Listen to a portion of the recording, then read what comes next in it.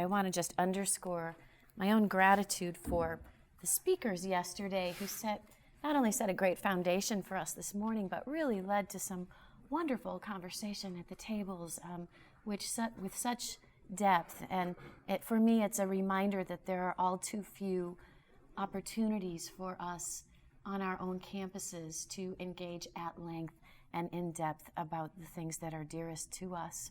And so to just kind of revel in that a little bit. And to, it's on. Oh, closer. Is that better? And to let it kind of flow into our own work today. As Joe said, the wonderful Jody O'Brien had intended to share with you some thoughts about the care of our common home, Universal Apostolic Preference 4. And so what I'll do today is to offer some thoughts and then really to depend on the wisdom of the group, which we've had no problem tapping thus far. There is much, much more to be said than time to say it at our tables. So I want to just start by saying these are serious, I don't have to really say this, but these are serious days for our world, and in so many ways, especially in light of the dire warnings that we read daily about the warming of the earth and the precariousness of our planet. I'm going to spare you the statistics this morning, not because they're not important, but I'm not sure that they advance our reflection. So the kinds of truly frightening sorts of announcements that are coming at us over our news feeds and in our other news sources about the kinds of timelines that we're dealing with for the safety and well-being of our planet and therefore ourselves brings us really to kind of an existential moment that clarifies the mind, needless to say. What is clear is that in a very real way, all of our apostolic commitments, everything we do, the kinds of ministries that the Society runs, our commitments to our family and friends, the things that we hold central to ourselves, all of our apostolic commitments take place within a wider concern for environmental sustainability and healing. So discussing the care of our common home can threaten our hope if we do not center ourselves first in gratitude. By recalling the gift and gifts that we've been given, we're more likely to defend that home and to change our lives in order to sustain it. And so before we launch into the apostolic priority, I think it's important to just ground ourselves a little bit, and this will not surprise you that I'm falling back on a poet. But I want to share with you a poem, a fairly familiar poem called The Peace of Wild Things by the farmer poet Wendell Berry. When despair for the world grows in me, and I wake in the night at the least sound in fear of what my life and my children's lives may be, I go and lie down where the wood drake rests in his beauty on the water and the great heron feeds. I come into the peace of wild things, who do not tax their lives with forethought of grief.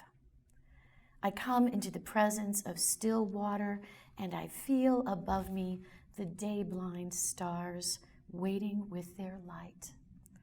For a time, I rest in the grace of the world and am free. So it's fitting that the fourth and final apostolic preference focuses on care of our common home because this particular preference encompasses so much, and because, as you'll note from reading it, it sends us out into the world with a purpose. Go forth and literally save the world. That's not exactly how it says it, but you get the gist. We resolve, it says, considering who we are and the means we have, to collaborate with others in the construction of alternative models of life that are based on respect for creation and on a sustainable development capable of producing goods that, when justly distributed, ensure a decent life for all human beings on our planet. I want to parse that sentence a little bit, but first, let's consider how the preferences as a whole, all four, form their own ecology. As Father Sosa points out, all of the preferences are connected, and each one is a lens for the others. And specifically, The commitment to sustainable development ties us to the other three preferences and fills them out in new ways. So as we seek the caring of our common home, the question of with whom are we laboring to sustain God's creation leads us to see ourselves in relationship with brothers and sisters who are cast to the margins of our world. With whom are we laboring to sustain God's creation? The question of how will we sustain creation leads us to the discernment at the heart of the spiritual exercises. How will we take the framework of communal discernment that Deborah so aptly described yesterday and apply it to the pressing issue of loving and saving the earth and each other? And finally, the question of for what ultimate purpose are we sustaining creation? So what's the point? What gets us out of bed in the morning, putting our feet on the floor and putting our socks on and walking out the door to our offices and classrooms, for what ultimate purpose are we sustaining creation, leads us to accompany young people toward a hope-filled future, because they will be the beneficiaries and the stewards of what we do today. They will be gathering in rooms like this in 10 and 20 and 50 years.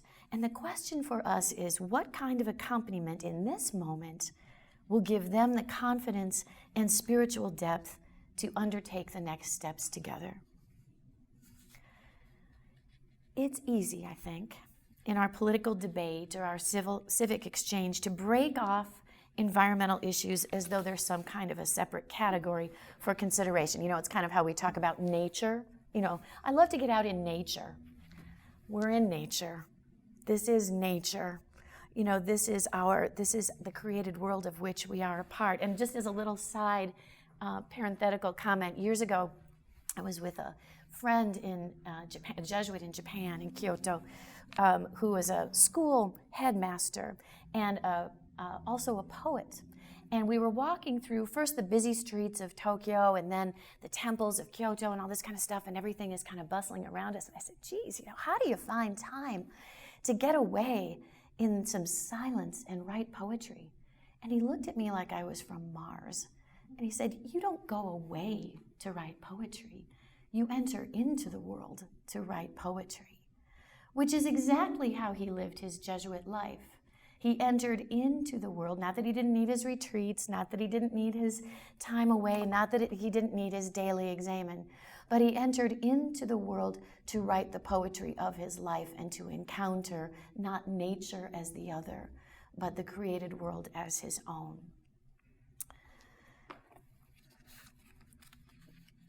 Pope Francis's writing of Laudato Si, of course, stretched our understanding about how environmental degradation and poverty are criminal partners in the erosion of humankind. The letter connected us to in all of those things as though they were one, which indeed they are. How the health risks of our children, the cataclysmic rise of refugees, the availability of clean, clear water, and our global food supply are all affected by choices about our common home, spiritual and practical choices. But I think the apostolic preferences give us a lead into this. I think there's an even larger metaphor at work, one that the apostolic preferences open a door to, and it's this. Injustice of any kind, any of the injustices that Mary talked about, are environmental disturbances to the right relationship of God's creation. It is all one environmental disturbance. It is a defilement of the human ecosystem of which we are all a part and which is itself a part of the ecosystem of creation. Therefore, racism is, in its own way, a pollutant akin to the carbon that threatens our existence. The abuse of migrants fouls our world no less than the islands of trash at the bottom of the sea. And human trafficking damages life like strip mining of a pristine mountainside. We cannot address the care of our common home without paying attention to the common, which is to say, the need to build communities relationships, colleges and universities that look and act differently than we do today. This involves seeing ourselves not simply as responsible for nature, but one with nature, and shifting our sights to a cosmology of inclusion. This fourth apostolic preference, maybe more than the others in some ways, calls us to be wide-eyed, to look beyond ourselves, beyond our immediate community, even beyond our species. It places before us the unblinking reminder that we are made for each other. It is, in the end, about much more than taking care of the fragile earth. It is about the true communion of creation. Yesterday, we reflected a bit on the sense of belonging that's so central to Jesuit education, the idea that our students can find a place for themselves in our schools so that we don't lose them to suicide and to deepened mental illness and to isolation, that we make them feel as though there is a spot at the table for them, with a community that cares for them and supports their flourishing. Analogously, the fourth apostolic preference calls on all of us to ask, what is our sense of belonging on this earth as Ignatian educators and companions?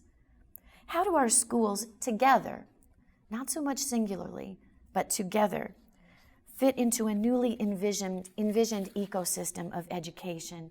And perhaps most importantly, how will it make any difference in the health and future of our common home that these 27 schools exist? When we look back on this moment in 20 years, and ask ourselves, how did it matter that we were here for the well-being of this common home? What will be our response? The fourth apostolic preference does not call us to access power that we don't have, but rather to harness the power that we do. So remember the beginning of that sentence. We resolve considering who we are and the means we have. It's not unlike the first principle in Foundation that says, within the limits of my life and the choices that I have, how do I give myself over to the greater honor and glory of God and not withhold anything in the process? We can't resolve to sustain the earth without knowing, as Mary so clearly reminded us, who we are. What kind of specific commitments are we prepared to make as a community of ICP companions in the conversion, and I don't think that's too strong a word, in the conversion of higher education? Remember, Father Nicholas used to say, it's not that we're trying to convert people to Christianity, it's that we're trying to convert our students to humanity.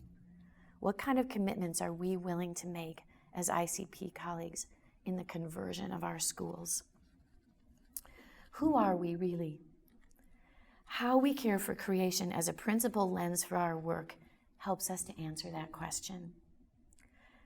Priority 4 goes on to say, to collaborate with others in the construction of alternative models of life that are based on respect for creation and on a sustainable development. It's a packed end of a sentence. The suggestion in the apostolic preference is that our current models of life are clearly inadequate, that something is lacking, and that lack is doing serious damage to our well-being as a human community. It suggests collaborative construction, a kind of barn raising for sustaining the planet and each other. There's no room for lone rangers or messianic heroes, or as we used to say about the old-timey presidents in Jesuit higher education, the cattle barons, right? You've heard that phrase. Anything having to do with sustainability is, by definition, a team sport. Collaboration is non-negotiable, and this means that no person and no department and no school can go it alone. So without getting too dramatic about it, and you're probably saying to yourself, now she says that, getting too dramatic about it. Without getting too dramatic about it, the ICP is one way of constructing an alternative model of life, at least life in an Ignatian frame. This entire 18 months of what you have and or will experience is based on a series of encounters. An encounter with yourself on retreat, an encounter with your small group in person and on Zoom calls, an encounter with generous local hosts and wisdom figures through the immersion, an encounter with the history and priority of the Society of Jesus, of the church, of the human community, through readings and the calling up of the communion of saints that surrounds us, visible and invisible to us in each and every moment. An encounter with allies through your capstone project, and an encounter with God in each of these dimensions and more of the experience. These encounters are forging relationships and identities that are based on more than an annual contract with HR or the provost's office. They're new forms of community that we don't even have names for. Not quite Jesuit community and not supposed to be, but also not quite higher ed as we know it. They are intellectual, affective, and responsive to the needs around them. How is it that the ICP is not simply running a program or creating bonds of affection, which so clearly are in this room, between capable and generous colleagues? How is it that we are putting flesh on the bones of a new ecology for our schools, one that works together for the care of our common home? Finally, the fourth preference calls us to create a reality that's capable of producing goods that, when justly distributed, and this is a verbatim quote, ensure a decent life for all human beings on our planet, end quote. No pressure, right? Just distribution, let's think about that. Just distribution for a decent life. All of our traditional language about serving the common good comes to life in this preference, and it raises the question of how we believe we are advancing this goal. Do we help our students learn, for example, what it might mean to live lives that are simpler, more satisfying, and more responsible to the other? What happened to the simple lifestyle movement that some of us passed through in the 70s and the early 80s and sort of floated off in the ephemeral mist? Where would that even fit in the curriculum? Where would it fit in our own learning and life and development as a newly imagined community of love and service? We are creating this together. This ICP community is not something handed to us pre-made, but something that we are sewing together stitch by stitch in this room today, as in every day that we're a part of it. The universal apostolic preferences do not come out of thin air, of course. They're the fruit not just of a discernment process recently, but of decades of prayer and conversation, seeds sown at moments such as the 32nd General Congregation, at which the society embraced the service of faith and the promotion of justice and raised it up as its galvanizing purpose. They were fed and cared for by Father Arupe's call to the alumni of Jesuit universities to be, at that time, men for others, now men and women for and with others. And they've been watered with the blood of the Jesuit martyrs of El Salvador and martyrs, Jesuit and non-Jesuit, around the world.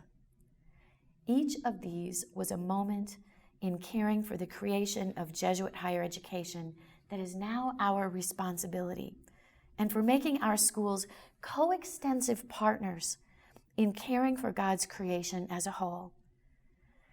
To recall the South African concept of Ubuntu, I am because we are, and to recall it in light of our 27, we remembered that I am because we, the 27, are, because we, the human community, are, we, the organisms on this planet, are. Conscious of the through line of continuity that we are a part of, I thought it might be helpful to end with the words of Father Nicolas to the leaders of Jesuit higher education now 9 years ago in Mexico City, another one of those milestones along the way. And to hear them now through the earpiece, so to speak, of the fourth apostolic preference. Here's what he said, thinking of co-creating with God. Quote, I think one of the most, perhaps the most, fundamental ways of dealing with this, meaning with this need to essentially save our world, is to place ourselves in the spiritual space of Ignatius and the first companions with their energy, creativity, and freedom. Ask their basic question afresh. What are the needs of the church and our world? Where are we needed most? And where and how can we serve best? We're in this together. And this is what we must remember rather than worrying about Jesuit survival. I would invite you for a few moments to think of yourselves not as presidents or CEOs of large institutions or administrators or academics, but as co-founders of a new religious group discerning God's call to you as an apostolic body in the church. In this globalized world, with all its lights and shadows, how would running all these universities still be the best way we can respond to the mission of the church and the needs of the world? Or perhaps the question should be, what kind of universities, with what emphases, and what direction would we run if we were refounding the Society of Jesus in today's world? I am inviting in all my visits to Jesuits, and he adds later in the speech, to those other partners in our schools, meaning all of us, to recreate the Society of Jesus, because I think every generation has to recreate the faith. They have to recreate the journey. They have to recreate the institutions. This is not only a good desire. If we lose the ability to recreate, and I would add parenthetically, to care for our common home of Jesuit higher education within this earth, we have lost the spirit, end quote. So in that spirit, in that freeing, co-creating, invitational spirit of agency, of we're it, kids, I would ask us to consider just two simple questions. What might caring for our common home mean for this group of Ignatian colleagues and companions? Because we are so much more than colleagues.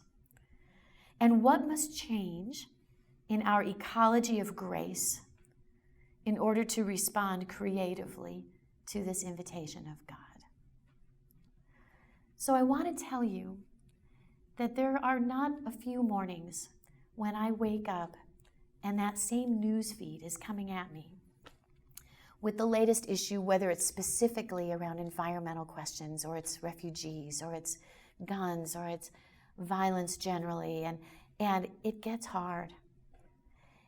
And when I think of you in this room, or at orientation, or at Magis, or in your immersions, and in your offices and classrooms, ministering daily with light and co-creating grace, it leads me to consolation. The Spirit, I believe, wants to do with us so much more than we allow her to do. And maybe our question is, how can we free each other, not in our totality, but this much more to respond?